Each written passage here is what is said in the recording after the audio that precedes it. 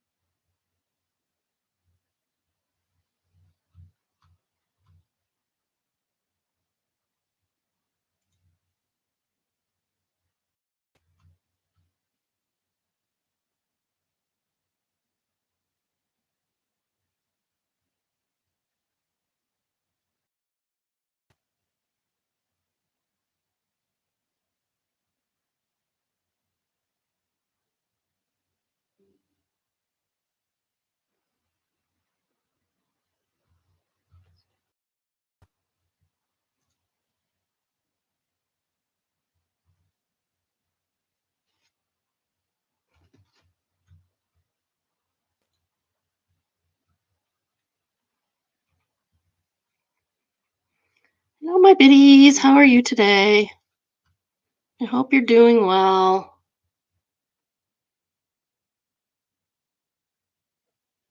Hi, Lauren. Oh, Lauren, baby.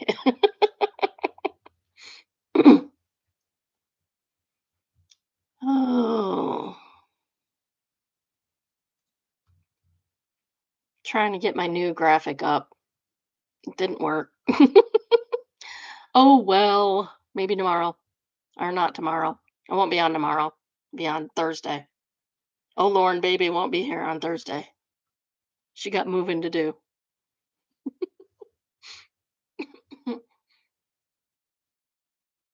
No, you didn't. I got a newer one.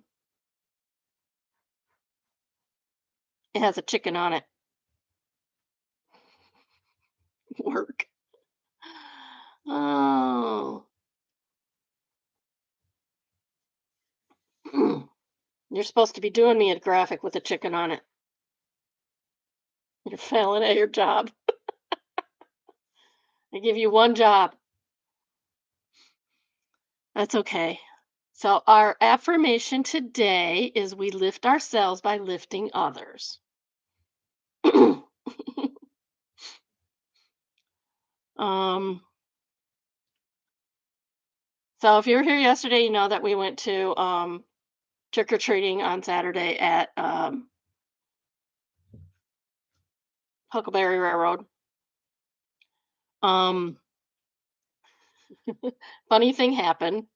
They were going through the hay maze, the hay maze. Um, which I asked I asked the 4-year-old, "Was it amazing?" And he says, "Yes." It was so funny. But as we were there, I hear somebody yelling out, "Marco!" And it took everything in me to not say polo, like everything.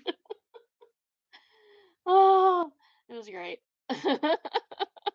Don't name your kids Marco. It's not a good name, especially if you're yelling at them, because everybody's just going to want to say polo. Oh, okay. So it has been requested by someone who may or may not be in the room, uh, that I should add some reality TV stuff to this stream. So probably because I was complaining about reality TV parents the other day. Um, so I was watching Balin Out Loud, and if you're not familiar with Balin Out Loud, it is about a woman. I mean, she's in her 20s, I believe. Um, that has Tourette syndrome, like a pretty bad case of Tourette syndrome. Um, Her parents are very, very involved, I guess you would say. Um, like almost overly involved, really. She's doing well. She is. She's got her fiance. She's living with him 2 hours away from her house, etc., etc. So the parents went and visited him or visited them for his birthday and decided to bring up because they're engaged. They're going to be married, which is nice. Congratulations, Balin and her fiance, whose name I forget because I'm terrible with names. Um, so anyway, the parents thought this would be a good time to bring up um the young couple going to premarital counseling. Like, I mean, that's fine if you want to bring that up to your kids. Premarital counseling, usually it's not really needed at that point. I don't know why it would be needed for these two. They seem to get along fairly well. Um, but really, on his birthday, like, why are you bringing up things that could cause issues that are not necessary to bring up at that time on his birthday? Like, don't do that. Like, don't do that to your kids. Let them celebrate. Don't bring heavy conversations into celebrations, I guess is what I want to say. Um, yeah, I was kind of like stirring the pot. Which pot you stirring, girl? Um, so yeah. Um, so just don't do that to your kids. It's not right. Like, let them have their birthday, dang it. Um, this kid is terrified of her parents, by the way. He is terrified. He's in the military and he's terrified of her parents because they keep doing stuff like that, probably. Okay. Anything else anybody wants to bring up? Join the chat. Welcome. Um, so I guess we'll get into it. Oh, Lauren Baby was not here yesterday, so she doesn't know that we've added a bunch of stuff, a bunch of subreddits, unless she watched yesterday's. But you can always go back. They're all posted, so you can always go back and review. Um, review the previous Reddit reads, and next month I'm going to start splitting them up and off and reposting them as, and like all of the subreddits individually. Probably won't do all of them next month, but it'll get there maybe if I have time, which I probably won't. um, so anyway, this is from subreddit Server Life. It's called entitled "The Worst Trial Shift Ever," and Lauren has been a server, so I know she will enjoy this one. Um,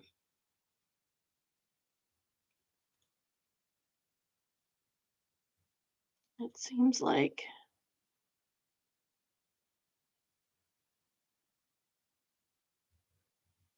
All right, I'm just gonna go how we posted it. It seems like it's kind of backwards.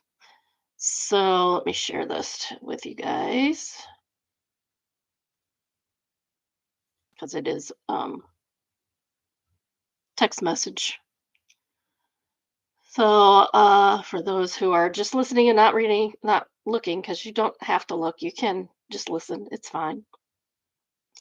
Uh, I guess this is Jason. Hi, Jason. Sorry this didn't work out for you. Would you mind me asking what happened or what's the big red flag for you? Off the record, of course. And the response is no worries and yes, of course. To be quite honest, I was a little lost already and I didn't have much direction, which to me is a bad sign. Oh, trial by fire again. It seemed like there wasn't a really clear plan for me when I got there. Aside from that, both of your servers seemed cold and not personable. No one introduced himself, and that was it. No one tried to converse or lead me what to do. Well, that's a bad thing.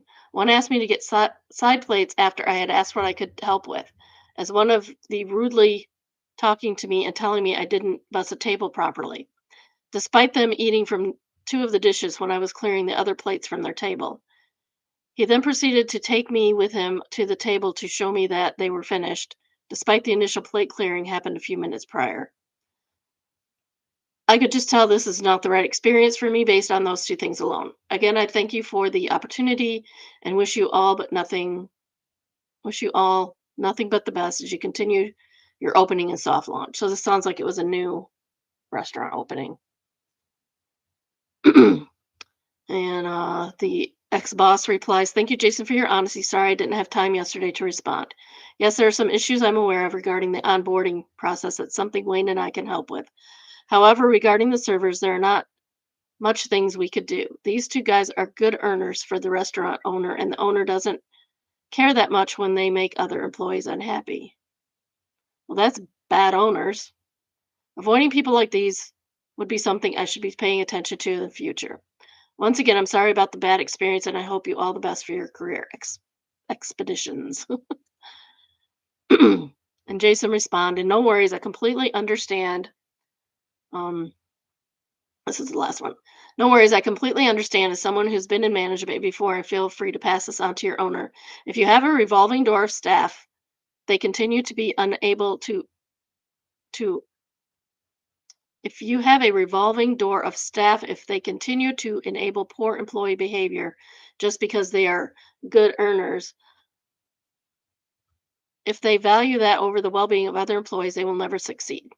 Excusing poor behavior is the number one reason I have seen staff quit and the number one reason I have left jobs in the past. Good luck to you and thank you for being welcoming to me. Unfortunately, the rest of the staff were not." Well, that's pretty sad. Um, go back to the So Jason says, "Hey y'all, I thought I'd share this relatively interesting experience I had during a trial shift. I was desperate for a new job due to financial struggles and finally had an interview for a new duck house in New York City." I don't really know what a duck house is. Place was beautifully designed, interesting menu, and pretty expensive. I initially applied there as a bartender server and was interviewed for that position first virtually and then in person. The interviews were brief but fine. Following the second interview, they then tell me it's a support position instead, busing, running, etc. Whatever, I need the money and they offer me a trial shift and I agree. I go in for this trial shift and it starts off pretty normal, building tour, taking info, etc. After that, there seemed to be no clear direction for me. I ask the manager what to do and he tells me to ask the servers. There's two on, and both are in lead server positions. First off, neither of them even said hello to me. One introduced themselves, but that's it. One tells me I can preset some tables with their setups. I do that. Then the other asks me to help me pre-bus a table. Sure, I clear all the plates off the table except two, which the guests were still eating from. I go to the back and grab stuff and to continue setups. The server asks me to pre-bus the table and then comes back around 5 minutes later and yells at me saying I didn't do my job properly because I left dishes. Because people were eating off of them, maybe? I politely say that we were still eating from them when I last was over there. He proceeds to drag me with him to the table and asks if they're done. The guest hesitantly says yes, as he was abrasive when asking. Then he goes, see, they're done, right in front of them. I could tell they were uncomfortable. I immediately went to the lockers, grabbed my backpack, and spoke to the manager. Politely, I said, thank you for the opportunity, but this isn't right for me. I think I'll be headed out now, and left. Oh, he didn't even finish the shift. Good for him. Good for him. These are the texts with the manager after. He was very nice, but unfortunately, there was no direction and rude staff. Not only that, they enabled the bad behavior of the staff. No thanks. Completely agree. Cream Brew says, oof, yuck, sounds like you dodged a bullet. Well, he didn't really dodge the bullet, he got hit. He got hit, but he managed to get to the hospital in time. Oh. So the next one is from a deleted poster. Probably got kicked again. Um, what do this is from What Do I Do? And it's entitled My Boyfriend's Parents Want to Gift Us This Crib for Our Baby, but I Don't Like It. Help. Yeah, I kind of don't blame them. I'll show it to you. It's just a crib, bamboo crib almost. Rat crib. Um, it's tiny, teeny. It's more like a bassinet, really. I can understand why someone wouldn't like that. It's fine. It's fine if you don't like it. You don't have to like everything. I don't like this crib. That was my boyfriend's when he was a baby, but his mom wants to give it to us. Our baby is due in December. Help, what can I do? Say no thank you. This is really just a bassinet. It's not really a crib. Cribs are much bigger than that. This is for newborn. I mean, if you can tolerate it for a couple months, that's fine. Um, that's a good one. Shorty Mac says, take it and use it for stuffed animals and dolls. Say your doctor didn't recommend it using because say your doctor didn't recommend using it because it isn't SID safe. Yeah, that's true. Um, bipolar furry e-girl. I love this compromise, not gonna lie. Easier than pulling out every time they come over. Yeah. Yeah, I understand. I don't really care for that curb either, so I understand not liking it. But like I said, if you can tolerate it for a month or two, but it doesn't look very safe to me at all. If you got a big dog, you could knock it right off there.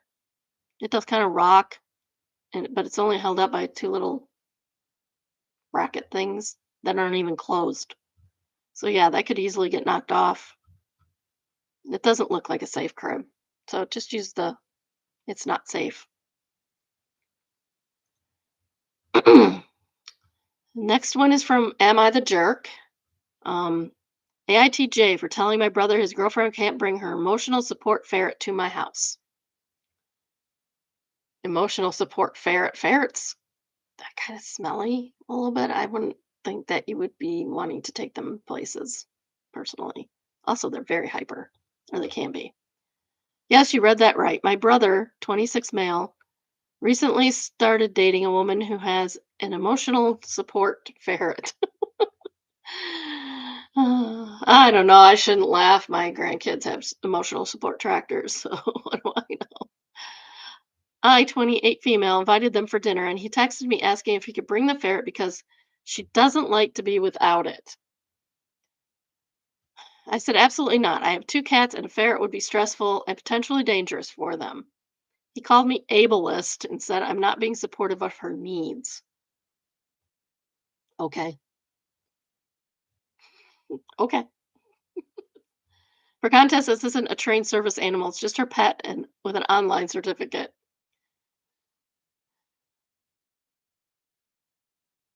Yes, you would. Lauren says, for those not in the chat, um, I want a ferret so bad, but we would have an unhealthy attachment. Also, wouldn't be good for Tony, which you already have an unhealthy attachment to. Tony's a cat, by the way. He's very cute. I told him I'm not comfortable, and if that's a big deal, they can skip dinner. Now he's furious, saying I'm making her feel unwelcome. AITJ. Well, no, don't ask to bring your pets to somebody else's house. What if somebody's allergic? You gonna bring your pet anyway? Uh, Scenarioing says I'm making her feel uncomfortable. Yes, and that is okay given the absurd demand. A ferret is not a pet you take with you. I wouldn't take a goat somewhere. I wouldn't take a ferret somewhere. They're not really domesticated animals like a cat or a dog, and even some domesticated animals like goats and cows. You don't take those with you.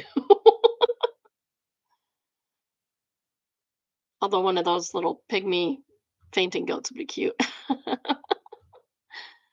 Oh, but I wouldn't take it with me. It would stay at home where it belongs. Oh, yeah. It's not her feeling unwelcome, it's the ferret. That's a good point, Jerry. Okay.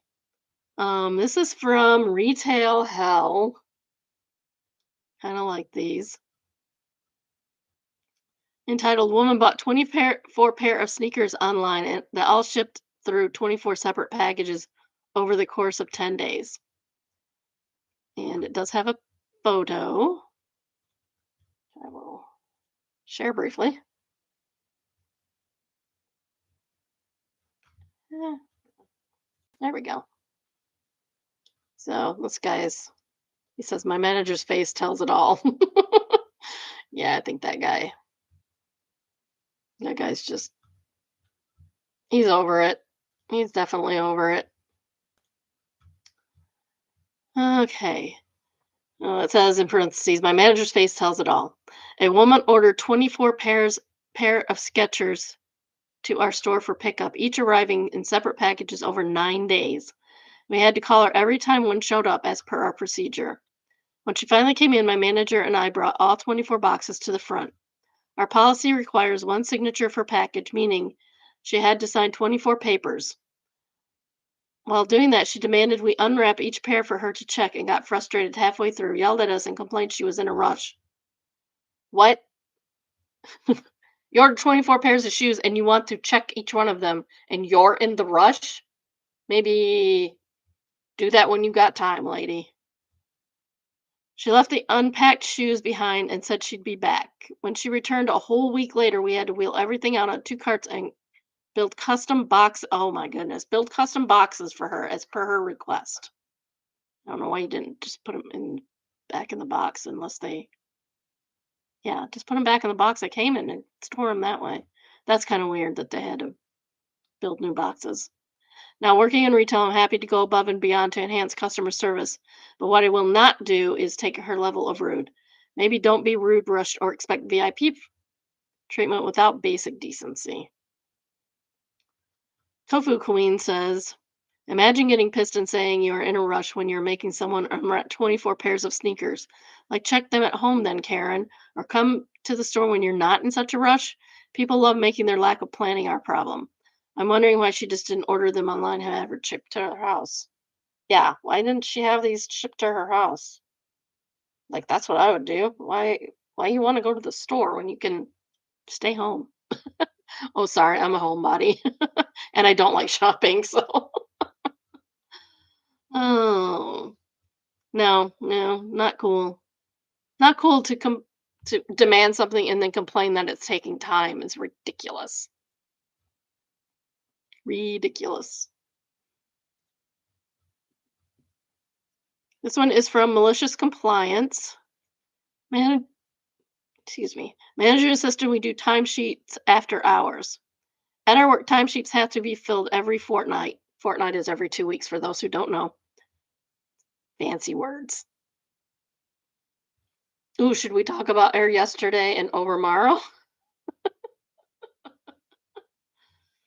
Air yesterday means the day before yesterday, and overmorrow means the day after tomorrow. I love them. I just learned them recently. Yes, I'm 16. I'm still learning new words, and that's good. At our work, timesheets have to be filled every fortnight on a Friday by close of business to be processed first thing on Monday. Our manager was really chill. Our manager was a really chill woman who would sign off on timesheets Friday morning and then send in payroll before 5 p.m. She went on leave because her daughter was having a baby, and we got some young dude temporarily to fill in as manager. This guy was a total D-bag. Of course he was, because why we wouldn't be here if he wasn't, right? One of the things he did was insist we complete timesheets only after we worked our fortnightly hours. This meant we had to work until 5 and then get our timesheets signed and then get them to payroll. Okay. If you're doing timesheets and getting them to payroll after 5, are you getting paid for that? Because you should be. So we decided to take our time filling in the timesheets. A lot of us hung around chatting on Friday because there's a bar across the road that does cheap drinks from 6 to 7. So we'd leisurely do our timesheets, and D-bag manager would have to hang around to sign them. One week we didn't give them to him until right before 6 p.m. He was pissed. This lasted about 6 weeks. I guess something got flagged somewhere. Our whole department wasn't getting paid on time. D-bag manager was quickly identified as the culprit and given the boot. They ended up getting one of my coworkers to take over until our real manager came back. Wow. Paul Donat says, surely you add the hour overtime you spent to fill out the timesheet in your time. Fill out the timesheet in your timesheet. And the OP says, oh, yes, and he had to approve the overtime as well. So it's costing the business money at that point. If they can't leave at 5 and they want to hang around till 6, that's costing, no wonder he got the boot, because that's costing them some money. Don't cost your don't cause your business don't cost your business money, because they will boot you. Our next one is from entitled people. Entitled neighbors. Sorry, I laugh at myself. I'm silly. Entitled neighbor's sister blocked my driveway this afternoon. This is the neighbor's sister. My kids get home from school today and find our driveway blocked by a car. They send me a text saying a car is blocking the driveway. I immediately text the photo to my neighbor, who is the husband of the woman I've posted about. Apparently, the neighbor's an issue. Neighbor texts me back saying it's soon to be ex sister in law, and he's surprised she's parked where she parked. I ask him to ask her to move her car so my kids can get into my driveway, and say what she's doing is illegal parking. Neighbor says he'll tell her. After 10 minutes, she doesn't show up, and I have no time for her game, so I call the non emergency police line to report a car blocking my driveway. My son calls me saying the police arrived, documented the car was illegally parked, and the police call a tow truck. The second car the second the car is hooked on the truck, there's a loud scream of "Put my car down," and the sister makes her appearance. Of course, she waits until she hears the tow truck out there. The police showing up wasn't our first clue. The police tell her she's blocking access to the driveway and her car is being towed. The police officer off the police ugh, I think I'm tired today or something. I don't know. I still got to go shopping. That's not good. Last time I did that, I wrecked my car. You saw the pictures.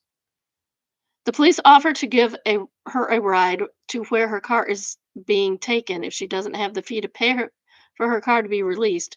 But the woman tries to stand in front of the truck and then gets in her car.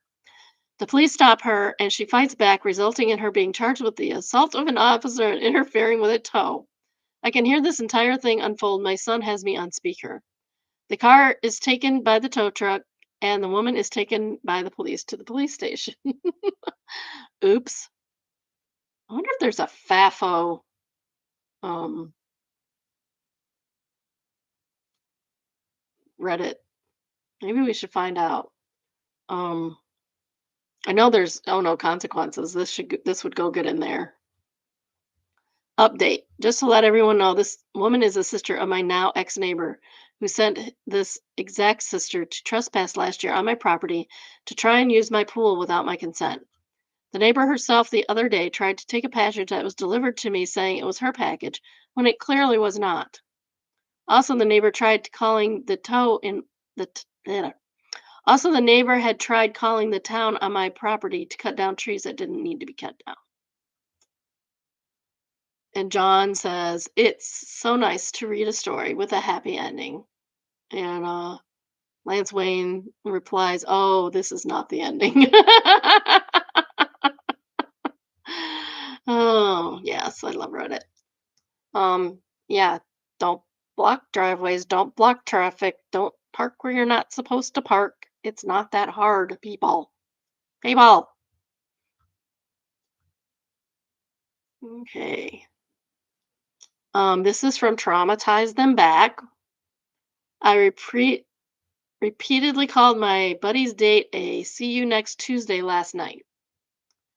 Last night, my buddy brought his date over for dinner. Everything was going well until used the term midget in conversation. Just had a conversation about that recently myself. I asked her if she could share about a bit of context why that term is considered a slow by the little people community. She rolled her eyes and said everyone needs to calm down, insisting she wasn't racist and that her friends who are midgets use the term and don't mind. She said the term is so offensive. Why do they advertise midget wrestling? Well, that's not something they should be advertising, is it? And I think they use dwarf now more often because little people have dwarfism. I told her I understood she didn't mean anything by it, but that little people have been asking for the term not to be used for decades. I thought the statement they released was powerful, and I would like to share it with her. It's about providing their viewpoint, not about censorship. She brushed it off again, saying people make too big a deal out of things here.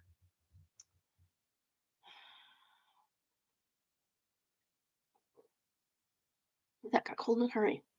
Probably the glass, probably the mug got the coffee cold, right? So I said, "What if met and so what if when we met and I said, 'Nice to see you, C word.'" She visibly recoiled when I said, "See you next Tuesday." And you responded, "I don't like being referred to my anatomy. Please don't call me that." And I said to you, "Nah, you're a see you next Tuesday. That's just what I call women. Don't be so sensitive." And then again, you told me, "It makes me uncomfortable for you to use that term. Please stop." And I said, "You see words need to lighten up. You have one and you shouldn't be ashamed of it. It's what you are." Ooh.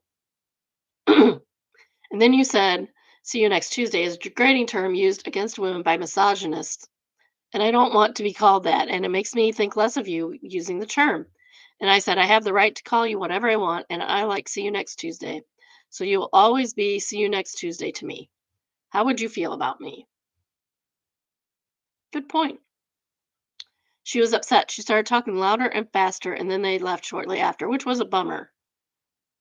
I wasn't trying to upset her. I was just trying to assist an attractive Caucasian woman to understand how it feels when slurs are used against you because a slur is a slur, regardless if we feel it's offensive or not. Yes, if you're offending someone else, then you're being offensive if you're doing it on purpose and continue to do it after being asked not to.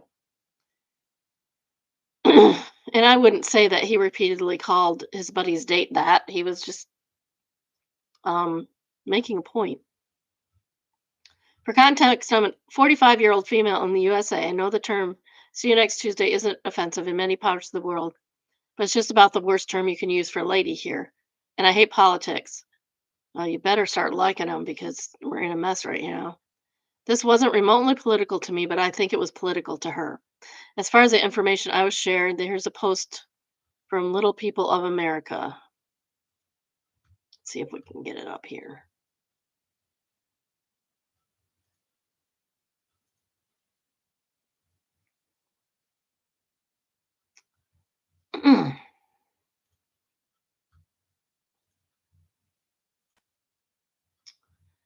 Says part one of two is Reserve Dwarfism Awareness Month, which I didn't even know was a thing. It's essential to address the negative history around the term midget. The word midget originates from midge, a term for a small insect like a sandfly or gnat, which carries a degrading connotations. This word is widely regarded as offensive, particularly within the little people community. Originally used to describe individuals of short stature, it became synonymous with exploitation and dehumanization, reducing people to mere labels that perpetuate harmful stereotypes. The members of the little people community have begun to referring to it as the M slur to underscore its discriminatory nature and to emphasize the seriousness of impact. The term gained traction in the late 19th century, largely popularized by Phineas T. Barnum, the founder of Barnum and Bailey Circus. During this era, little people are often exploited as entertainment and freak shows. Barnum featured performers like Charles Stratton, known as General Tom Thumb, presenting them as curiosities rather than individuals deserving respect. While Barnum may have elevated Stratton's status, it reinforced the notion of little people as objects of spectacle. This legacy of exploitation has lasting effects as little people were treated as commodities, bought and sold by agents with little regard for their well being. Such practices continued to the long standing stigma surrounding dwarfism, where individuals were paraded around for profit and amusement rather than embraced as equal members of society. So please stop using that term. It's not nice. And people have asked you to stop. In case you don't like clicking links, the term originates from midge, which was a term for a small insect like a gnat, and then popularized by P.T. Barnum in the circus, where little people were labeled as midgets and bought and sold by the circus owners to be put on display for freak shows and no respect for human rights. So, yeah, it's a pretty gross term related to a disgusting part of history mixed with ongoing amusement people have for spectating and mocking little people. I can totally understand why they have been requesting for people to stop use it.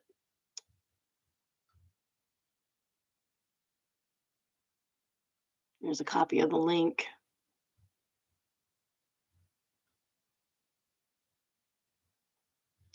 Yeah, so you should not be using that term, and I'm going to send that to somebody later. Don't like derogatory slurs like that anyway. So, next we have Petty Revenge. I love Petty Revenge. Entitled, He Did What?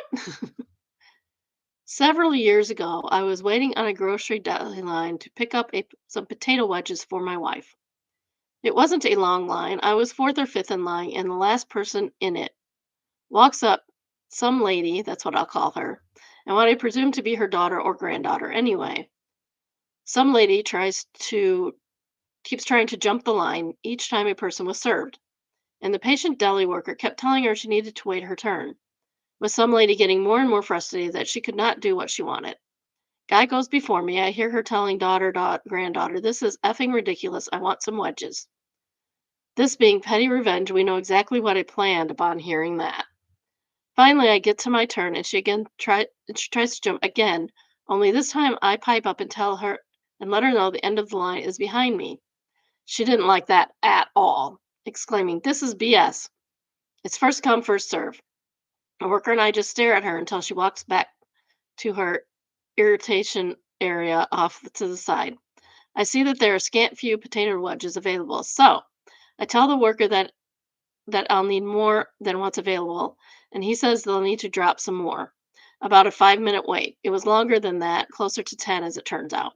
Knowing that the lady wants it and it's not there, I say he can help her. They go through the same process, which irritates her further, but says something like, "Fine, I might as well at this point," and she steps aside in a huff.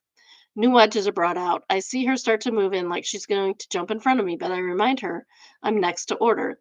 The deli guy asks how much I want, usually in pounds, and I say, "I want all of the wedges." "All of them?" "All of them."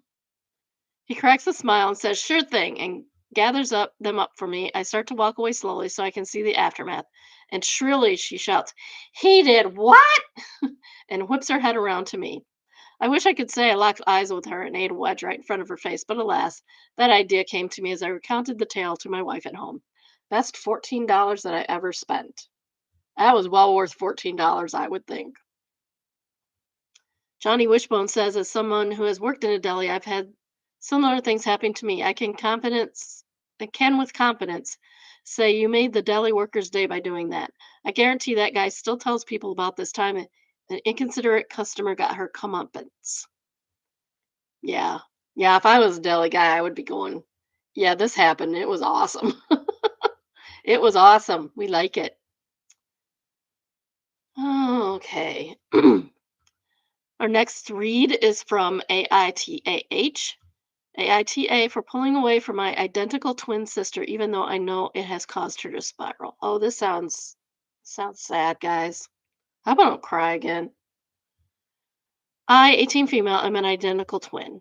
Our parents encouraged an insanely close to the point of codependency relationship, and my sister fell hard into it while I resisted the hell out of it. Our parents even named us super similar. My sister is Katie and I'm Casey. And the spelling of my name was intentionally chosen. It's Katie, Katie, and Casey, Kacie.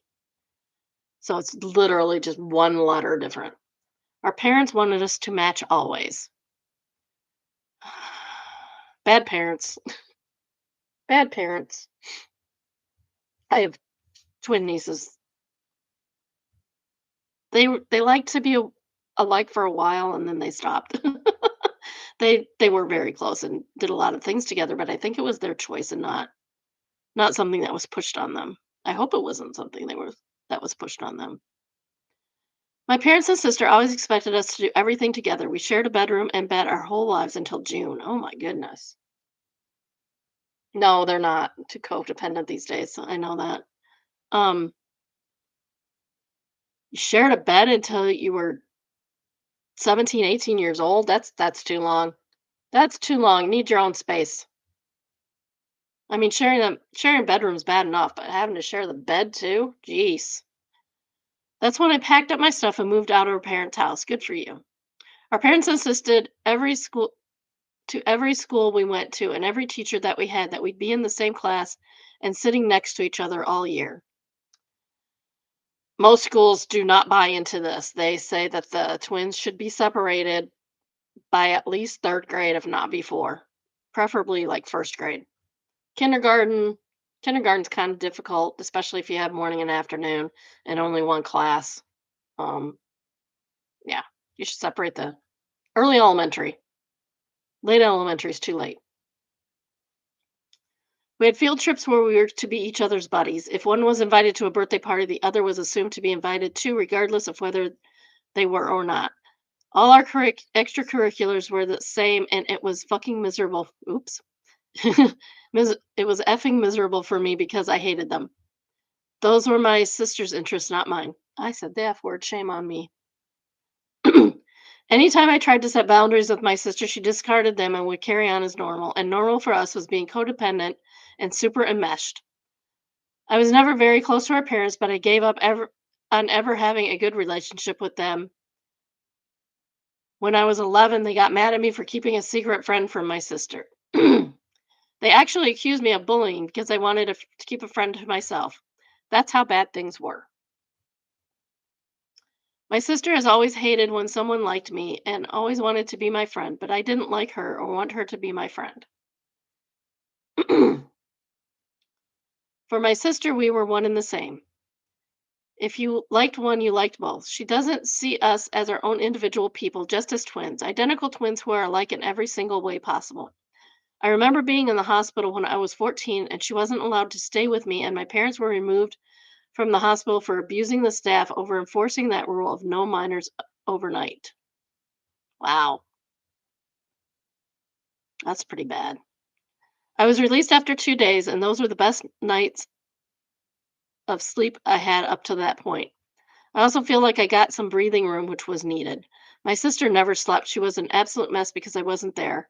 It made me wish I could have stayed in the hospital indefinitely. Yeah, the sister needed to be separated so she could learn to sleep alone. They were supposed to go to the same college, live together, and our parents planned on bullying admin at our school of choice to assigning us as roommates. But then I acted like I wasn't going to college. I stayed with a friend and blocked my family for a while before me and my friend moved out of state to a community college. I just started everything. I got a job too so I can support myself, which is my reason for community college. I did unblock my sister and it's been awful. I have debated whether to block her again or not, but if I do, I know it will be a forever thing. There's no doing it for now. If I block her again, I won't ever have a relationship with her again. So I'm trying not to and seeing if she can try and grow. But she fell apart without me. She's already dropped out of college. She's back living with our parents. She has pleaded with me to come and take her home with me. Our parents used her phone to call me and say I'm awful for pulling away from my sister who needs me. They said I'm being abusive and accused me of trying to kill her with this. I can see her downward spiral, but I just can't be a mesh with her for the rest of my life. I want it to be me, not Katie's twin, Casey, AITA. No, not the a hole. Um, the top comment was deleted. It's kind of weird. So the second top comment is uh, I'm still stuck on the fact that they made you share a room and a bed until 18. Me too. Me too. That's so inappropriate and weird for them to force. It's absolutely unacceptable for twins to need space. It's no wonder you're over it, OP. I'm just sorry you had to endure for so long. NTA in any way. Yeah. Yeah, it's fine when you're babies and toddlers, but after that, you need your own space.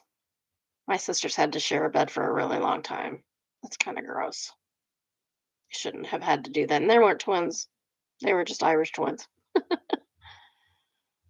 But yeah, well, at some point, you need your own bed. It's silly. Our next read is from Am I the A-hole? AITA for planning international travel without my children. And this has been voted as the A-hole, so this should be interesting. So here's the reality. I have two friends. They are 14 and 16, and I've had a 50-50 since I got divorced up until a few months ago. 4 years ago, my ex-wife got remarried, and her husband advised her to start a custody dispute. I spent $165,000, basically my life saving. That's a lot of money. Fighting for 4 years. For the record, my ex-wife's father is wealthy and paid all her legal fees. This comes to play later. The older child told the court-appointed therapist, I want to live with mom and only see dad every other weekend. The younger one said they wanted to do 50-50. The younger one then changed their mind and said, oh, maybe 70-30 with mom. I just want court stuff to be over. Yeah, I get you, kid. I went to trial. My attorney fought like hell, but the judge said, given the children's ages and their preference, we'll take precedence and we won't split them up as it breaks their sibling bond. Well, my wife and I have been planning some travel with some of her friends, her sister and their husbands. It includes 9 days in Spain and France. They picked the dates. We got tickets. The kids found out about and have been asking to go. We want to go. Why can't we go? I told my children this is something we had planned and saved for. They asked if it was an adults only trip, and I told them it was not, and their 15-year-old cousin was coming. They said it was not fair that we could take them as we know we could afford it, and that it would be their only chance to travel internationally. I told them, you're young adults now. You chose to spend the majority of time with your mother, and you got what you wanted, but choices have consequences. One of them is you don't get to join me on things like this. They're both very upset. My younger one said, you're just mad that we have more fun at mom's house. I'm afraid I'm being the asshole here. I'm happy to be wrong, but my gut is telling me what I'm doing is fair.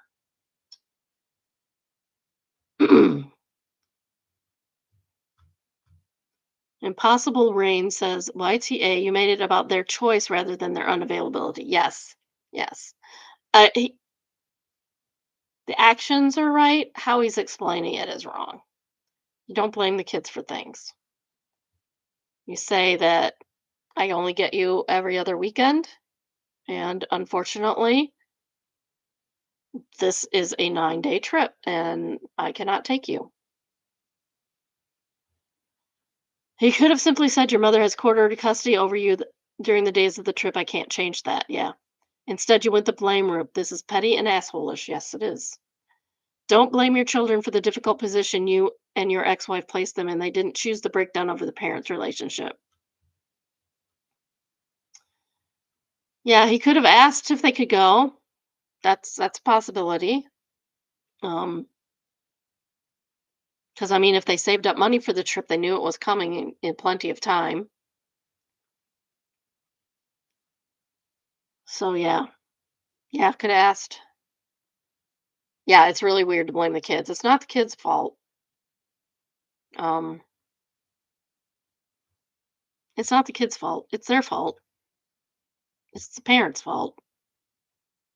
He could have asked, "Mom, can I have the kids for 9 days to take them to Spain?" Saved up for it.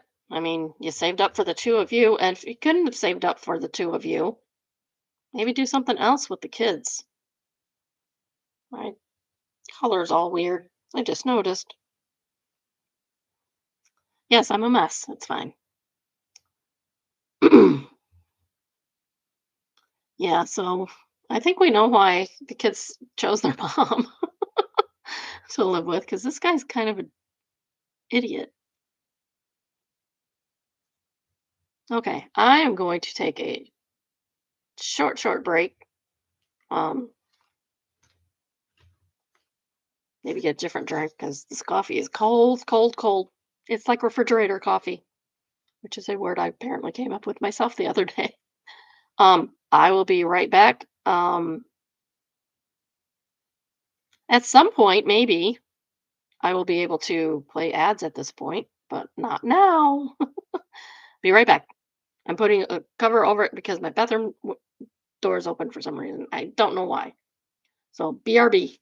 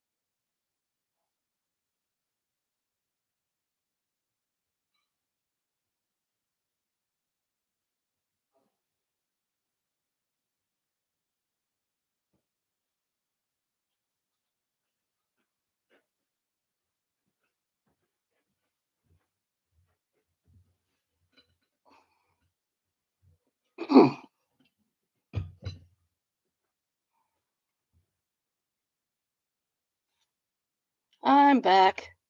Yeah, cold brew. Cold drinks that are supposed to be cold are better than hot drinks that went cold. Um, yeah, I'm not doing it. I'm not getting sponsors, dude. Don't need that. All right, we're back. Oh, I started something this morning. Got like half a sentence on here. If you have not already, please like, subscribe, and turn on your notifications. I try to go live at least 4 times a week, usually about 10 in the morning. If you have a story of your own or come across one in the wild, you can email biddybrunchbunch@gmail.com, all one word. And I might read it for our brunch. Put in the title submission. Really should check my email just in case there's something there. Um, for now, since I don't have many subscribers, if you would like to have an email notification when I'm going live. Um, you can also email Biddy Bunch Lunch. Put subscribe in the title, and I will email you when we're going. I will email you the link every day that we go. Um, I will not be on tomorrow, but I will be on Thursday, and I might possibly do extra an extra segment or two this week, depending on um, the schedule that's going on. We have a big move coming up that we're doing over the weekend. Yeah, yeah, you're gonna think you're partying Sunday, honey. So might do some extras tomorrow, or not tomorrow, on Thursday. Possibly on Friday, but I'm not making any promises that I'll even be on Friday, depending on what's going on. And then I will be so glad next week when all of this is over. I know, but we gotta figure out lunch.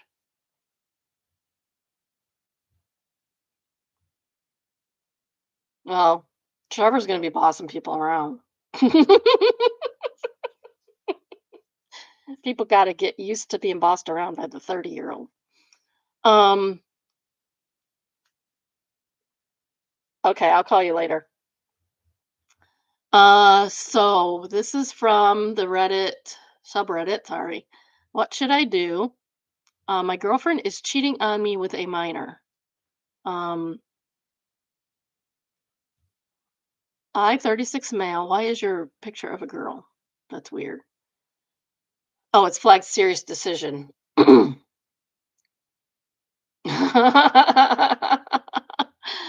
Lauren says she was recruited as a second voice for the boss. That should be fun. That should be fun. I can't wait to see all these old guys taking taking direction from the kids. Should be very entertaining. I can't wait. Oh, especially because somebody gets frustrated when they're not listened to. I 36 male recently found out my 35 female girlfriend is sending nudes to a 15-year-old. Call the police, dude. I'm shaking while I write this. I didn't know she was even capable of doing something as disgusting as this. I feel like I need to vomit. I don't even know what else I can say that I would make the situation any different. I think I have to call the police. Yes, yes, you do. Or at least tell someone. I love her and I don't want to leave her, but this has completely shattered my view of her. Dude, get away from her. She will drag you down with you. Dude. Edit. Thanks for all the advice. I'm definitely straight to filing a police report after work and ending things with her. Good. Edit 2. For a little more context, this has been going on for 3 months, according to the dates on the messages. She was using Discord. Lauren says, I need a Discord. I don't know anything about Discord, and Discord scares me just the name of it because I don't do well. I've been on the internet since the mid 90s, back in the good old AOL days. And any kind of chat thing, just I get lost. Okay, I'll start over again. Okay, you do that, baby. You do that. I would appreciate that. Lauren says she's going to run the Discord for us. Maybe someday I'll be able to pay her. That'd be fun. Edit 2. For a little more context, this has been going on for 3 months, according to the dates on the messages. She was using Discord. She was planning to take a flight to Kentucky to meet the minor, which she told me would be a vacation. Edit 3. I have evidence. I'm going straight to the police after work. Not going to tell her anything about, just play normal. Final edit. I'm about to file the police report. I have printed screenshots of everything with me. With me luck. I don't know what that means. This will be my last update and also last post on Reddit on this account. Thank you for all of your help and advice. Top comment is, hey, you already know. That is appropriate for this for this post. You have to report this to the police. Think about any future child victims you could be saving. Yes. Also, please end the relationship. This is not someone you want to be associated with. Yep. Yep. Yep. Holy cow. Yeah, that's heavy. Sorry about that, guys. That's heavy. Yeah, just go to the police station. They will take it from there. It will be fine. Yes, if you know someone who is having any kind of trans trans transient, I think is the word I'm looking for. Transient even sexual relationship with a child, go to the police immediately. Go to the police. We need to stop this. This is ridiculous how prevalent this is. And it needs to be stopped. It's harmful for the kids. It is very harmful. Very, very harmful. Oh, I don't even know what to do about that. That's just mm, horrible. Horrible, horrible. Why are you doing this, people? Okay, confession time. I had a dream where some 16-year-old kid was coming on to me. I couldn't even kiss him in my dreams. That's how anti having a relationship with a minor I am. Not even in my dreams could I do that. I know this because I dreamt about it. I don't usually remember my dreams, but I remember that one because it was so weird.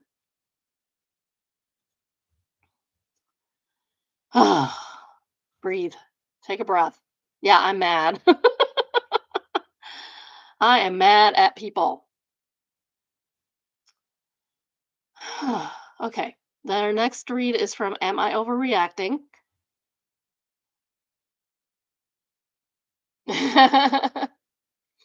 If you're not in the chat, Lauren says I'm 27 and the 22-year-olds on campus are babies. Yes, exactly. Exactly. I mean, it lessens as you get older. Like, I have friends who I've known like basically my whole life. Like, she's like, we were talking a few years ago, and she's like, I did not realize you were so close to my age. I'm like, yeah, because you're 4 years older than me. And um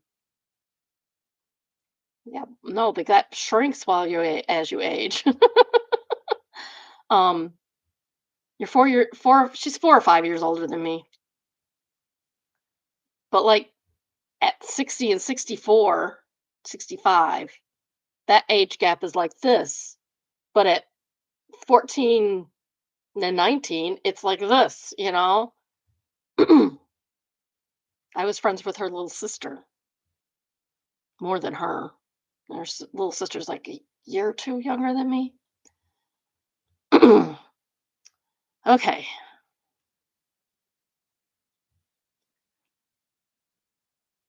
So this is from Am I Overreacting?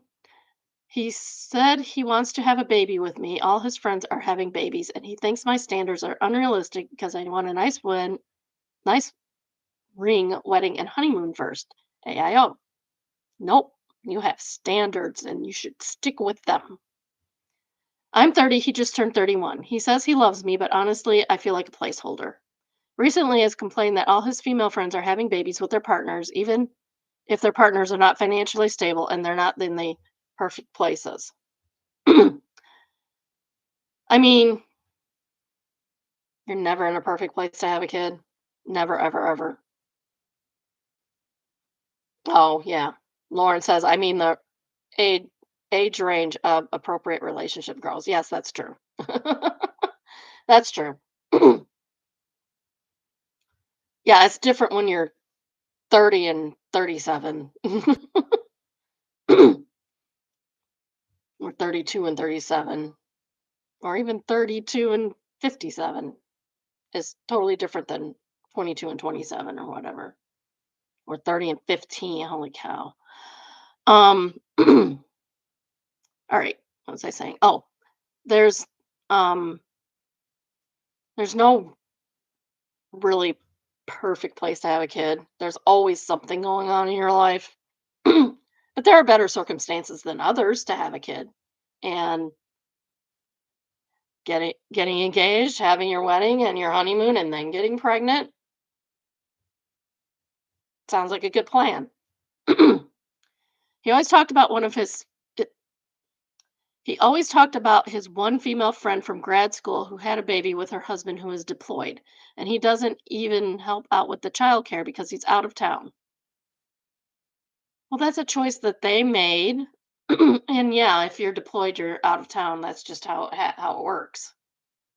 He's the breadwinner of the family too because she's the breadwinner of the family too because she wakes more. Yeah, it is not a good day to talk today, or at least read aloud. She's the breadwinner of the family too because she makes way more than him, and she was the one who bought their home. Then he said to me and said I should be open to having a baby with him because I have a house. I have flexibility at my job for pregnancy right now, and he has a full-time job. He does make more than me. Sounds like he's freeloading. I was like, "What? These women are married to their partners. I do not want to just have a baby out of wedlock." When I pushed back, he said, "My standards are too high because I want an engagement ring, a real wedding, and a honeymoon." His excuse is that his rent is a lot. He is still making strides in his career, and he has a lot of student loans. Okay, I take it back. He's not freeloading. He has his own place. Dude, get married or don't. Probably not with this guy.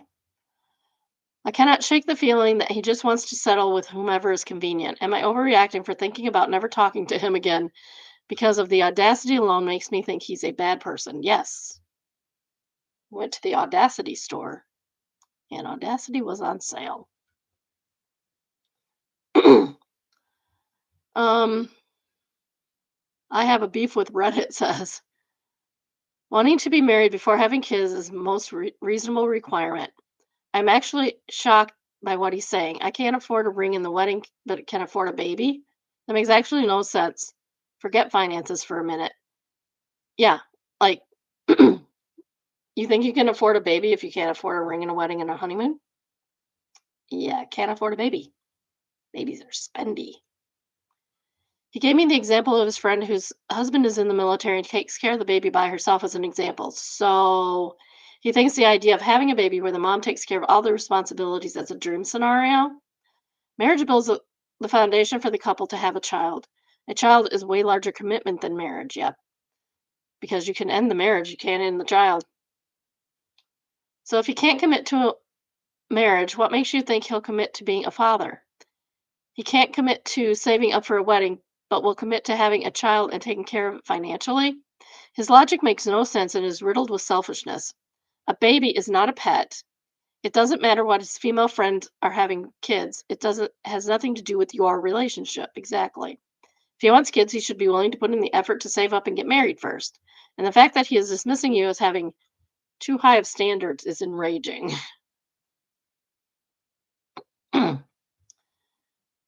Lomian says he complained his rent's too high. They don't even live together. That's madness. Yeah, you're not even living together. And you want to have a kid? What the heck is wrong with you? Laughing at the fact that he thinks his rent is too high. The cost of giving birth in America averages around $18,000. He will probably pass out. Not to mention baby clothes, formula, toys, etc. Like Bo really just wants a baby because all his friends are having babies. OP tell him to go hang out with their babies. Well, I mean the formula is a not a necessary expense, but a lot of people do like the convenience of it. Personally, I didn't find it that convenient, so. Oh, but yeah, don't have a kid before you're ready. You can be ready later. And if you're ready, I mean, you're not ever be ready, to be honest. There's always something. We wanted a house before we had kids. We ended up not achieving that. We got a house a year after we had the first kid. And that was okay. It was the housing market at the time was a mess. um, We would go look at a house and it would already have been taken. Like, that's how fast the houses were going. It was ridiculous. Sellers markets are horrible for buying houses. Our next read is from Oh No Consequences. Cheater and homewrecker finally reaps what she sold. And it's flared as cheater. It's from AITA for throwing my ex's words in his affair partner's face after she spent the last 5 years taunting me. I, 33 female, found out my ex husband, 35 male, and the father of my two kids, 11 and 9, was cheating on me with Dana, 30 female, who he worked with. Once I kicked my ex out, he did everything to try and win me back. He even shared the fact that Dana was sterile and was just some safe fun because he knew he couldn't get her pregnant. Oh, famous last words. Famous last words. Unless she took steps to ensure that she is sterile, don't count on her being sterile. Same with guys. They tell you they're sterile, don't believe them unless they've had the snip snip. He said he would never actually want something, not someone like that, and he loved me and our kids. I was having none of it. Good for you. I didn't pity Dana either because she knew about me. We had met. She knew about the kids too. So to me, she was a homewrecker. Yep. And I wasn't going to warn her about my ex's feelings on her. As you shouldn't, because she'd just say you're jealous anyway. You're just a jealous ex wife. You don't know our relationship. And you're already. My ex continued to try to win me back through our divorce. The night before, he sent more texts begging me to call it off and let us be a family again. He said more degrading things about Dana. But I didn't listen to him. I was done. Even if he wasn't living with Dana, which he was, I wasn't going to buy he'd change. From the day my ex moved in with Dana, she was smug. She called me all dried up and said my pussy clearly wasn't tight enough for anyone anymore. Or, sorry, wasn't tight enough anymore for my ex, and that he clearly felt repulsed by whatever stretch marks the kids left behind. That's disgusting. That's disgusting. Oh, Dana, shut up. Shut up, Dana. I ignored her. She got herself kicked out of the kids' school a few times for using that language in front of others. Oh my God, she's just a horrible person. Twice was in front of one of the teachers during parent-teacher conferences. Why is she at parent-teacher conferences? She don't got kids. Why is she there? That's a parents thing, not the side pieces thing. For years, I have ignored it and tried to be the bigger person, but recently she was extra nasty about me and the fact that I've been single since the divorce. Good for you. I mean, you don't want to jump into another relationship right away anyway. You need to heal. You need to grieve and heal that relationship. She tried to say it was clear no man wanted me, not even the father of my children, and how little he thought of me. She said he only says nothing because of the kids, but she knows. She knows why he went to her. So in response, I screenshotted several of the texts X sent me where he degraded her and told she would.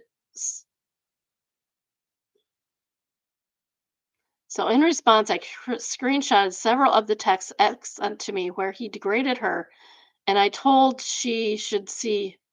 I think she's missing a word. Let's do it again. So in response, I screenshotted several of the texts X sent to me where he degraded her, and I told her she should see what he thinks of her. That's the appropriate time to do that. You don't want to do it too early. She told me I was sick and twisted. How dare I dig into her infertility? Then it was, why would I not tell her if any of this were true? I told her I owed her ass nothing after she knowingly slept with the man I was married to and contributed to the breakup of my children's family. I told her I found her as disgusting and repulsive as him, but I had done my best to ignore her all these years while she degraded me. Then I told her to look inside her house for all that nasty crap and reminded her to check the dates on the messages. She texted me several times in the aftermath. I muted her. I can't block while they're together because she could be with my kids in an emergency, and the court order states we must keep this access open. So now the plan is to unmute whenever the kids are over there and mute the second they come home to me. But AITA, no, not at all. Not at all. Dana asked for that. Dana asked for that with her words. She asked for that with her actions. No, no, not NTA. Not at all. P Fire, spelled Fyre. Oh, honey, you didn't win. You just picked up what I put on the curb. OOP, probably. May Wellflower. Barren wasteland. All you got was my sloppy, crappy seconds. That's why he was tossed out and kept like the slimy trash, ass trash he is. OOP, most likely. Oh, yeah. The second top comment is honestly, OOP should be thanking this woman for cleaning up her trash. Nah, NTA. Gotta love people who insult you like crazy. And then as soon as you snap back, suddenly that's going too far. Yeah. Don't say nasty things about people if you don't want to hear about yourself. Just don't. Just don't. That's terrible. Dana, get in the trash bin. It's where you belong. Our next read is from Mother in Laws from Hell, and it's entitled Mother in Law Wants to Be at the Birth. Were you invited? Were you invited to the birth? Because, ew, if you weren't. FYI, she's not going to be. SO has made that crystal clear. Good. Mother in law messaged saying her and her husband were worried about how I don't know how to do everything. We are young, both 26 and almost 27, not that young. And that's why she wants to be there, but she understands my decision. I reassured her she will be fine and the midwives are great. She said she wants to be the first to see her grandson and send pics. Does this girl not have a mom of her own? I mean, maybe she doesn't. Lots of things happen. Husband told her off for insinuating aren't capable. She apologized and said she didn't mean it like that. Then she asked when she would be able to meet the baby. Husband said we would let her know when he's not pressuring me to have visitors when this is my first baby and we don't know how first birth will go. Mother in law is a self centered wind up. I mean, green flag. I should have a green flag. I guess I should go through the trash because I just threw those out. Um, green flag for the husband. Um, red flag for the mother-in-law, for sure. Um, I mean, if she's sincere about her apologies, but really she doesn't need. You don't need to be at a birth you're not invited to. Nobody needs to see those things coming out of your hoo-ha if you don't want them there. That just adds more stress. More stress can add more complications. You don't need that. Um,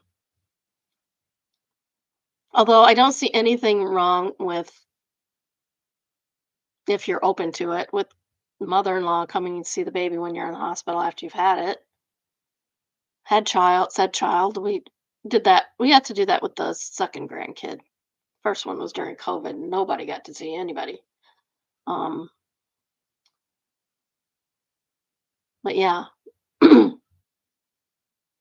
um, Post birth. Yeah. I mean, it's your decision. You determine your own fate.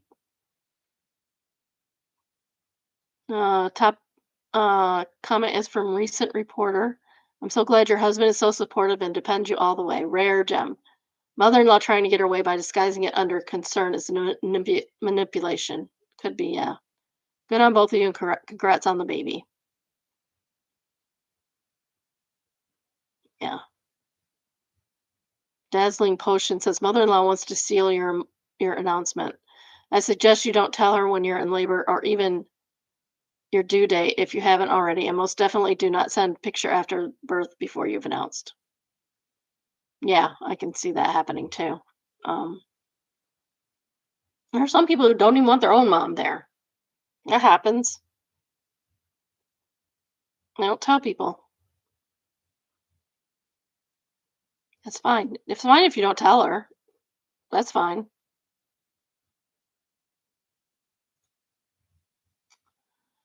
Oh, the next one is from Neighbors from Hell. The Hypocrisy is Real. This is the title one. And I don't read these ahead of time, so I don't know what they say. Sometimes, I mean, occasionally I'll have one that has popped up in the wild, but usually I don't read them ahead of time. My neighbor has the Ring camera set up to loudly announce whoever comes within its range. Hi, you are currently being recorded. Well, that's annoying. I don't care if I'm being recorded. I ain't doing nothing wrong. It catches people walking in the road. We have no sidewalks. Or in their next door neighbor's driveway. It also catches that family as their kids play on their driveway or as they go in and out of the house loading and unloading cars. Yeah, see, that could get annoying really fast. So you can imagine the time span of just a few minutes. It might go off repeatedly every few seconds. On three different occasions, we have caught the wife outside and have told her we can hear it within our house, which with the windows open, their usual position. The third time she said they adjusted the range so it doesn't go off when someone walks in front of their property line adjacent to us. We do appreciate that because if somebody were walking past, it would go off twice. Yet we are also sick of hearing it. Our driveway is the elementary school bus stop. Oh, geez. A week ago, I was watering plants and watched the kids get off the bus and walk from my driveway right across my yard to theirs. I didn't say anything and just watched them kind of in awe that they would just tromp across someone else's yard while the owner was right there. Hmm, I don't know. It's not that important. They're just kids. The mom was waiting for them on their porch and didn't say anything. I don't know. That's kind of picky to me. I get kids walk on grass. What else is the grass for? As long as they're not, doing it all the time and creating a path, it's not a big deal. Over the weekend, we ripped up a lot of our front yard and put down fresh grass seed. Tuesday afternoon, when the bus dropped the kids off, the families walked right across our lawn dirt seeds towards our house. I dashed out and said, "Hey, kids, don't walk there. We're trying to grow new grass." Why'd you take out the grass? It's weird. They looked down at their feet and immediately moved off the grass onto the road where every other kid walks. I mean, walking on the road, not really safe either. So I get it. The mom waits on her porch and called out, "Sorry." Today, the kids got off the bus and again walked right across our yard. The mom on her porch was on her porch, so I went straight to her and I said, "I told them not to walk on your grass." She said, "I told them not to walk on your grass." I just gave her a look like, "Come on," and made a big sigh. So why do you treat your neighbors like criminals when they walk on the street in front of your house, but then okay with your kids walking right across our yard? I said it calmly, but I was pretty wired inside. I don't know. You might be the neighbor from hell. She was taken aback and speechless for a second. Then I said, "It's not like they're right next to your house." I replied, "It doesn't matter." I should have said, "Neither are the people who set off your camera announcement." She then raised her voice and said to the kids, "Don't ever walk on their yard again. Don't ever touch their grass." Like I'm the overbearing, grouchy neighbor. You are. You are the overbearing now. Maybe we should repost this to Am I the Devil?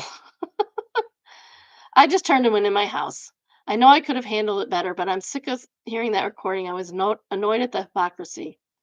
I'm also really bummed because the kids who I don't fault at all because they have not been taught common courtesy now think the lady next door is a bitch. Because you are. Those automated doorbell accusations are obnoxious. Nothing says good neighbor like literally implying anyone simply walking past your house is contemplating breaking and entering. I don't know about that. I just turn off the announcement. That's silly. Excuse me. You can change the zones online. Mine doesn't start recording unless somebody's on my porch. I also don't have a mindset to talk either. Yeah. Yeah, I don't know why you would have it set to talk. Unless it was like in your backyard, so you would hear it.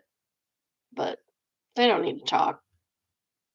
Actually, not even having them noticeable is even better because then then you catch people in the act, so to speak. I guess it's candy time. Where'd the candy go? Yeah, find my candy. There it is. Fighting.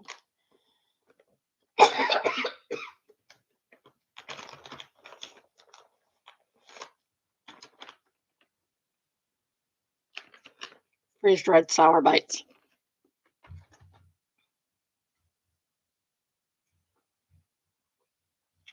Yeah, the hypocrisy really is real. They had this named appropriately. For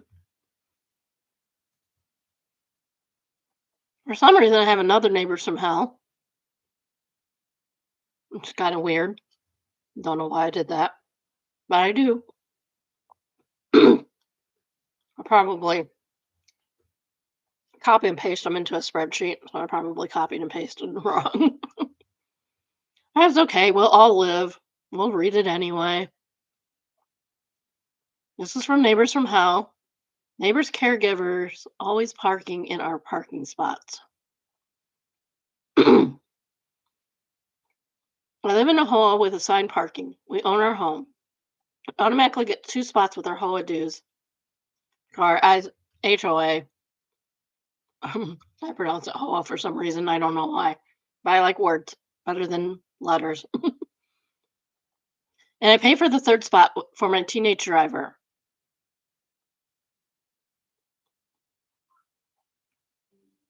Is this like some kind of condo situation? We are in a very high cost of living area, and my HOA dues exceed $1,000 per month as it is. The next door neighbor is older and apparently very ill. He's the grandfather of a very wealthy Hollywood socialite. Interesting. We have a well known actor that lives near me. It's kind of fun. Rather than move him to California or put him in a convalescent or hospice situation, they have hired round the clock caregivers. That's fine if you can afford that. Plus, different families visiting from California quite frequently. This has been going on for over a month. He has two assigned parking spots. Until recently, they were both filled with cars of his. One a brand new SUV and the other an older BMW that didn't run. Since the caretaking and visits have started, he has often 6 or 7 vehicles here at one time. They're constantly parking in our spots or our neighbors' spots. And when we come home, we have nowhere to park. I've spoken with the caretaker and the daughter several times, but nothing seems to change. I have started putting cones out on our spots when we leave, and yet they just run over them. Of course they do. Complained to the property manager, as have several of my neighbors. The property manager has been doing absolutely nothing, and none of us could figure out why. While I was chatting with her boyfriend, our groundskeeper yesterday found out that they gave him the old BMW for free, so of course the property manager is doing nothing. Her boyfriend got a pretty red classic BMW that just needs some work to start.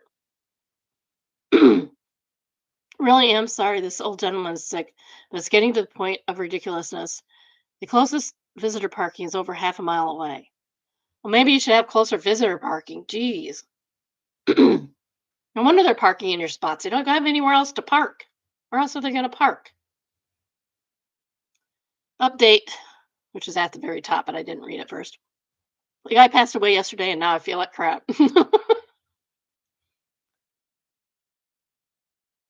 Why is it a half a mile away? That's crazy.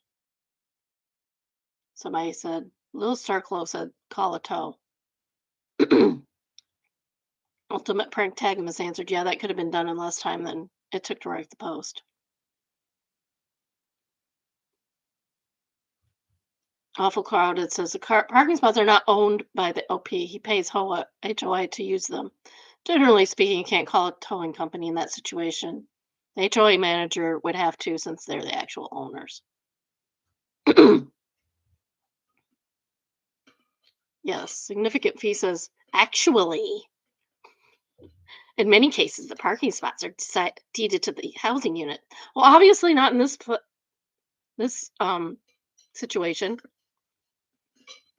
since the third parking spot is literally paid for extra. So highly doubt it.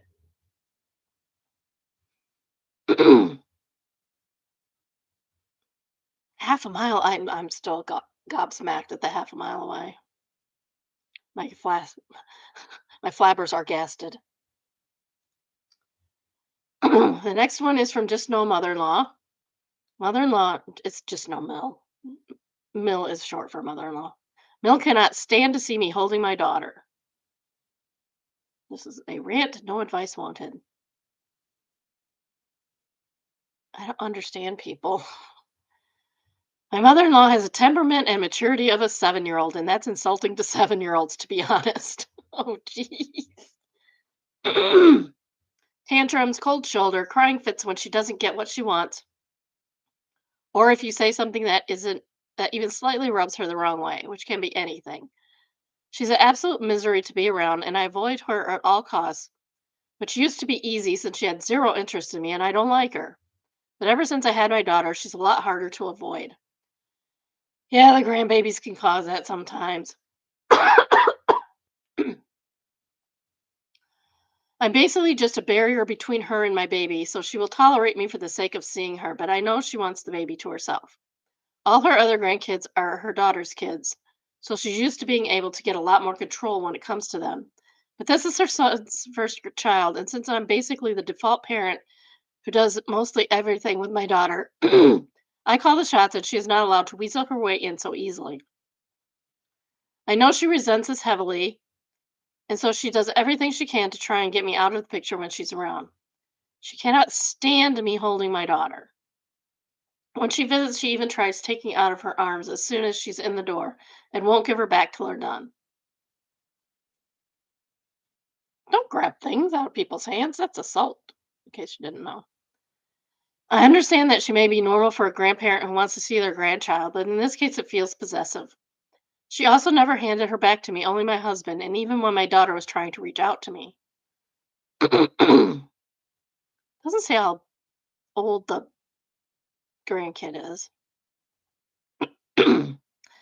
A few weeks ago, we were at her house because sister-in-law was visiting from out of state. Every time she saw me with my daughter, she tried taking it out of her hands because baby likes her mom too much. No, no, baby likes her mom just the right amount. When she started fussing for me, she'd try handing her off to basically everyone else in the room except me. We all went out shopping together, and she was keeping the baby to herself as usual.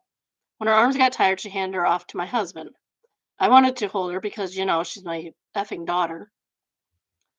When mother in law turned around and saw me holding her, she whined, "No, what are you doing with your mom?" Weird. And then started trying to take her out of my arms, saying sister in law wanted her. Sister in law has her own kids. I was very pissed at this point, and once I got my daughter back, I was not handing her over again and made an excuse to leave. Before we left, I was loving on my baby, kissing her and making her laugh, and out of the corner of my eye, I could see mother in law just seething. I mean, what a sea witch. Sorry, I'm not going to feign all access to my daughter when I'm around her just so she doesn't get jealous. I've never seen her act this way with her daughter and their kids, so excuse me. I've never seen her act this way with her daughters and their kids. So it definitely is a thing against me.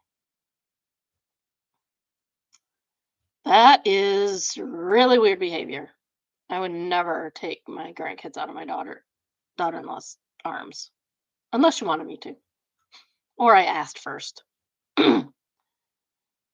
Platypus says, I could have written this myself. My mother in law is the exact same. She will actually complain that she hasn't been able to eat her lunch because she has my son on her lap and no one else will take him because she doesn't want to pass him back to me, who is still waiting for my child back. Unfortunately, my son is very chill and doesn't really care who he's sat with, but it's just gross behavior. The possessiveness makes me feel sick. I don't understand why you can't eat lunch with a kid on your lap because I've done that many times.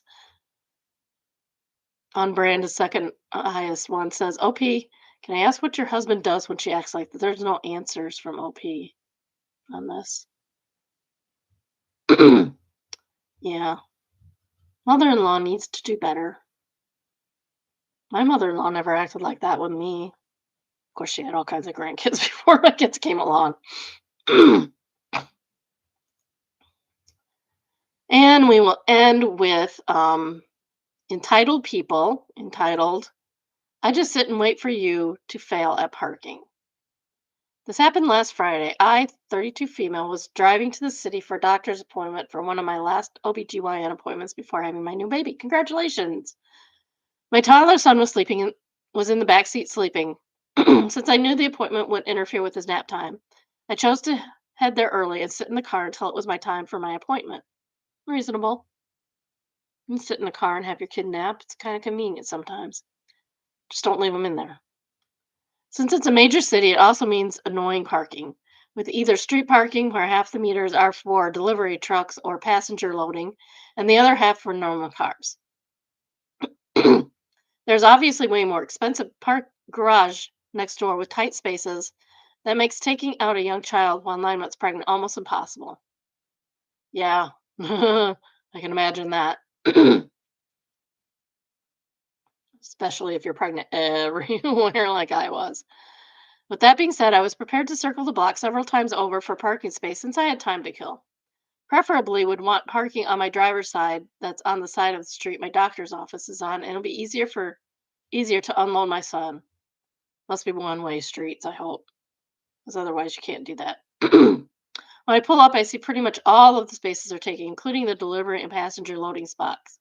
Not with delivery or passenger loading, just normal cars. However, there is one delivery truck blocking the very left lane, three-lane road, one way. Yeah, it is one way. Okay, good. Not including parking lanes on either side. I get around the truck and see there is one open spot. Absolutely perfect space. I immediately get into the left lane and line up and put my flashers and start backing in. I'm part of the way into the space when I notice a car appear in my camera and mirrors. Confused, I stopped. It didn't appear that they were in the space, just blocking me from proceeding to back into. From there, I gathered the car might be trying to claim the space. At this point, the delivery truck had moved. Except they were pulling into the space, no blinkers, not properly aligned, just trying to rush into the space before I could finish backing in. Rude.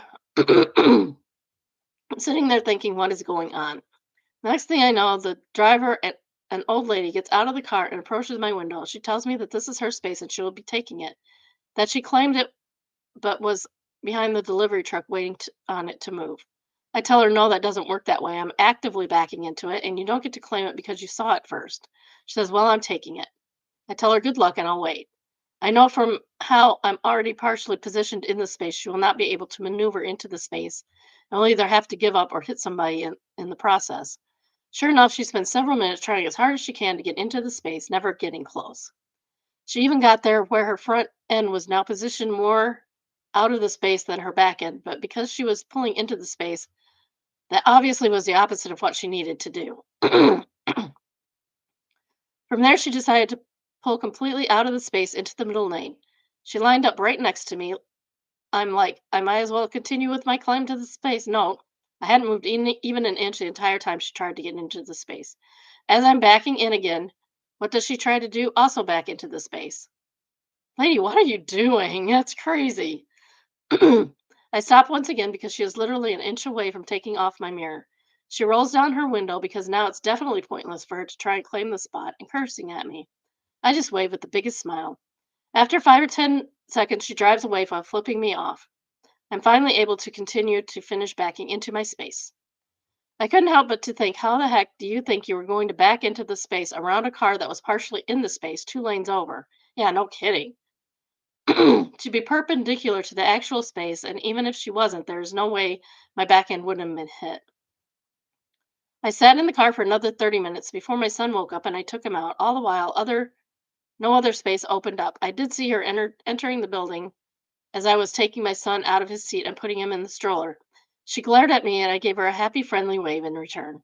Added info: I was initially in the lane behind the delivery truck and moved over to get around him. I couldn't see the open space from when I was in the same lane as it. So I call BS there. Also, who knows how long the truck would have been there. It just so happens that they left right after I started backing in. So yeah. Yeah, that was your space. Lily Nana says it's all well and good until it's all well and good until you come out to find your car keyed. They know where you're parked after all. Yeah, hopefully that didn't happen. And OP answered, "Thankfully, that wasn't the case. My doctor pulled a miracle and got me in 20 minutes early." Whoa. Who is this doctor? I want to go. Never been 20 minutes early. I've barely been 20 minutes late. And they have a security camera right outside the building next to where I was parked. So she would have been so effed if she tried to pull that. Oh, good. That was nice. Well, that is all for today. I will be back on Thursday, definitely at 10 o'clock, possibly in the afternoon too. We can do it extra. Always like to do extra ones just for fun. Oh, Lauren Baby will not be here because I know she has plans for that. And so thank you. I love you. I love all my biddies. Thank you for joining us. I have a note from one of the other biddies she texted me. I don't know what it said. I didn't catch all of it. Uh, so have a good day. I will see you on Thursday. Have a good Wednesday also. I will be having a good Wednesday because I have company. I have my favorite company. Oh, and Lauren's gonna get the Discord ready, she said. So that will be fun. That will be very entertaining, I hope.